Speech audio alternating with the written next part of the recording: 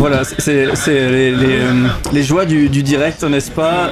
Bonjour Madame le maire, bienvenue sur ce plateau en direct depuis la rentrée des associations. Donc un événement qui se passe aujourd'hui et demain au Parc de la Citadelle, un événement qui est soutenu d'ailleurs par la ville de Strasbourg.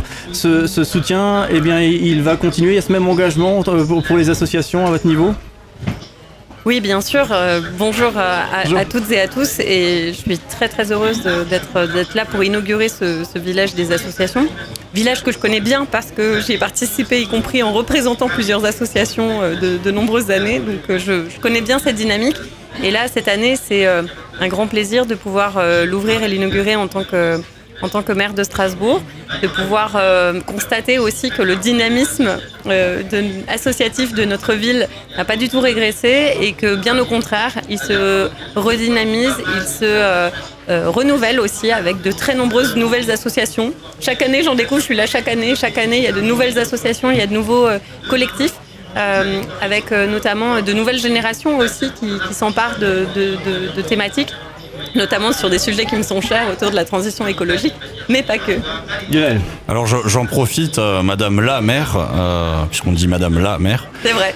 Voilà, Jeanne qui est avec nous. Donc, les joies des changements, désolé. On inaugure. Ça viendra. On inaugure la web radio de la Maison des Associations. Donc autour de nous, il y a des associations qui sont là pour justement se présenter. Donc c'est un projet que j'avais personnellement porté au niveau de la Maison des Associations depuis un peu plus d'1 an, dont l'objectif de notre web radio, pour ceux qui nous écoutent et ceux qui nous regardent sur Facebook, le Facebook de la MDS, puisqu'on est en live aussi sur Facebook, vous pouvez leur faire coucou d'ailleurs. Donc l'objectif de cette web radio, c'est justement de valoriser et de faire connaître les associations strasbourgeoises et de montrer en fait qui vous êtes, qu'est-ce que vous faites, qu'est-ce que l'engagement associatif, et aussi quelles sont, on va dire, toutes les possibilités de participer dans le monde associatif strasbourgeois. Il faut savoir qu'au niveau de la Maison des Associations, on est en train de monter aussi un local web radio, dont l'objectif ce sera que ce local soit mis à disposition pour les associations pour que vous puissiez faire de la création de contenu radio, mais il y aura aussi possibilité de faire de la création de contenu vidéo. Donc l'objectif, c'est vraiment, encore une fois, de vous permettre de vous valoriser. Donc nous, on vous valorise, mais que vous puissiez aussi vous valoriser vous-même. Et j'espère que ce projet va continuer à grandir et que ceux qui nous écoutent et qui nous regardent, voilà, vous allez mettre des commentaires en disant que c'est vraiment très bien. Et donc moi, j'avais juste une question pour Madame la maire Jeanne. Voilà, donc tu es venue déjà sur le village dans les années précédentes.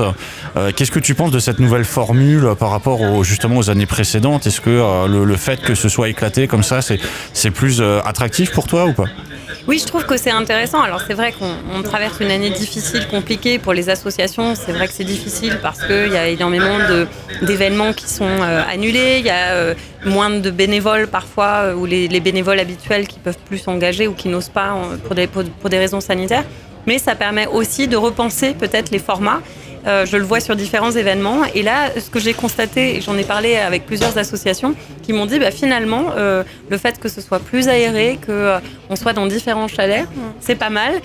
Moi, je me souviens des halls, j'ai tenu des stands aussi dans les grands halls qui pouvaient être parfois très, très bruyants. Et là, plusieurs personnes m'ont dit c'est assez agréable finalement, on est au grand air, c'est plus calme, on a plus de temps. Et puis, le fait qu'il y ait un sens de circulation obligatoire. Alors certes, ça demande justement un peu plus de temps, mais ce qui est intéressant, c'est que ça fait passer partout et du coup, ça permet vraiment de découvrir cette diversité, cette multiplicité de la vie associative strasbourgeoise. Sinon, on pouvait avoir tendance à rester au centre du parc et de peut-être pas aller découvrir l'intégralité. Donc je trouve que cette formule, elle est aussi intéressante de ce point de vue. Le Covid, c'est quelque chose qui anime beaucoup aussi ces échanges. Beaucoup d'associations évoquent leur fonctionnement qui est perturbé. Est-ce que la ville de Strasbourg a déjà des retours par rapport à peut-être des demandes d'aide de ces associations parfois en difficulté? Bien sûr. Alors il y a deux volets. Il y a à la fois le fait que les associations, dans leurs activités, comme je le disais, peuvent être perturbées parce que moins de bénévoles, parce que des coûts supplémentaires aussi liés à l'achat de masques, de gel hydroalcoolique, ce genre de choses, moins de recettes parce que moins d'événements. Donc là, il y a des demandes évidemment d'aide et la ville peut venir en soutien, l'Eurométropole de Strasbourg également dans différents champs.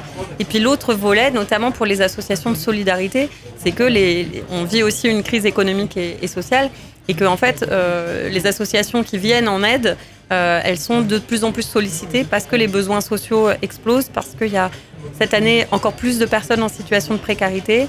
Je le vois notamment sur toutes les associations qui font de l'aide alimentaire, de la distribution alimentaire. Et donc là aussi, la ville, bien évidemment, peut venir en soutien. Oui, peut-être un petit mot sur ce nouveau village de la rentrée des associations, justement sur une thématique qui vous est chère. Vous en avez pensé quoi? Le nom? Oui, et puis la thématique, et puis ce village qui est là. Alors donc, le village du coup consacré à de l'écologie. Ah, sur l'éco-responsabilité. Voilà, c'est ça, complètement.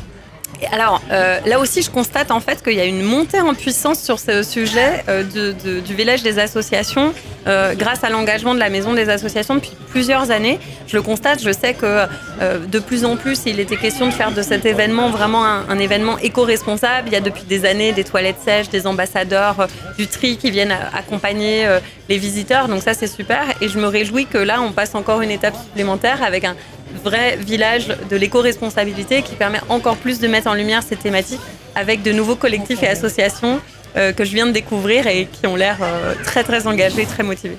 On vous sent avec un programme très, très chargé, on est heureux de vous avoir ici.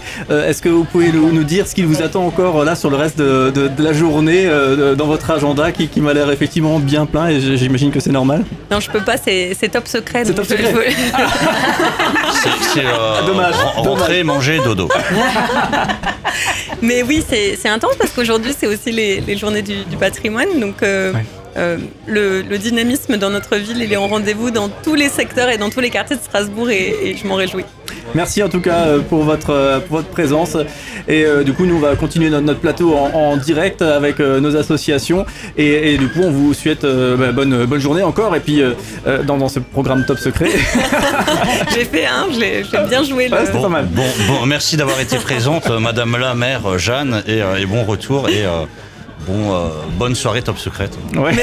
Merci beaucoup et bravo à vous, bravo pour ces réalisations et pour votre engagement également. Merci beaucoup, merci. Bonne journée encore.